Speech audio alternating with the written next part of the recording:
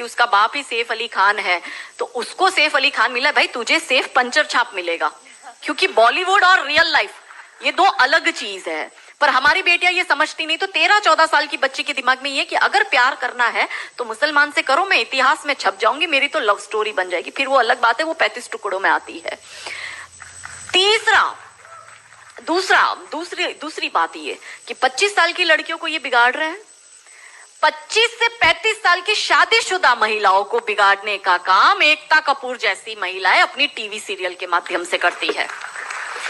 कैसे करती है कि वो अपने टीवी सीरियल में एक महिला बिल्कुल टिपिकल हमारे ड्रेसअप में, अच्छी सी साड़ी, बड़ा बड़ा मंगलसूत्र, बड़ा सिंदूर, बड़ी बिंदी, पीछे अंबे माँ का बहुत बड़ा स्टैच्यू होगा। आप देखना उसके सारे सीरियल में ये इंडिकेट्स होते हैं कि हिंदू धर्म को बर्बाद कर दो। देखिए, कोई भी देश को बर्बाद करने के लिए बम, बारूद, गोला, असला, मिसाइल दागने की जरूरत नहीं है।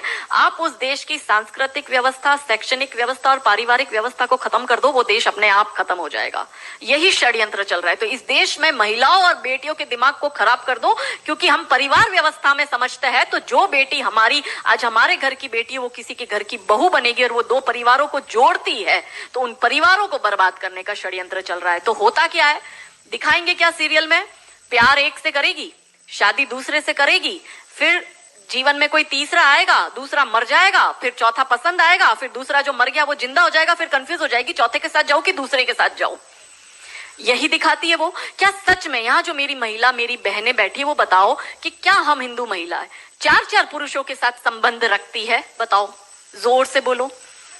क्या हमारे परिवारों में ये होता है कि हम एक को पसंद करते हैं, हम दूसरे से शादी करते, फिर हमें तीसरा पसंद आता है, फिर हमारा मर जाता है पति, फिर हमें चौथा अच्छा लगता है और जो मर गया पति वो सडनली जिंदा हो जाता है, फिर हम कंफ्यूज होते हैं हम किसके साथ जाए? क्या हमारी ये वैल्यू है? यही सीरियल हम देखते हैं और हम तालियां बजाते हैं और हम हमारी बेटियों को भी यही टीवी सीरियल दिखाते हैं। और इन सारी टीवी सीरियल में एक ही चीज कॉमन क्या है?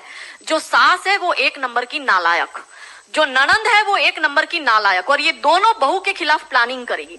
तो अब जो वनरेबल बेटी अपनी माँ के साथ वो टीवी सीरियल देख रही है, उसका दिमाग कैसे खराब होता है, उसको पहले से ही, जैसे अनकॉन्शियस माइंड में चीजें कैसे काम करती है, उसको दिमाग में पहले ही बैठ जाएगा कि मेरी सास भी मुझे ऐसी ही मिलेगी।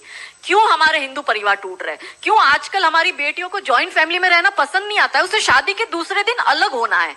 वो पहला फोन अपनी माँ को करेगी और माँ कहती है ज्यादा चिक चिक करे तो तू आ जाना मेरे घर में। हमारे माता पिता ने हमें ये सिखाया था कि तेरी डोली उठ रही है, तू इस घर में वापस तभी आएगी जब तुझे प्यार से आना है, तू तेरी अर्थी वहीं से ही उठेगी, हमें तेरी घर में एंट्री नहीं देंगे। ये हमें बचपन में सिखा दिया गया था। इसलिए आज भी हम जॉइंट फैमिली में रहते हैं, हम ससुराल में रहते हैं।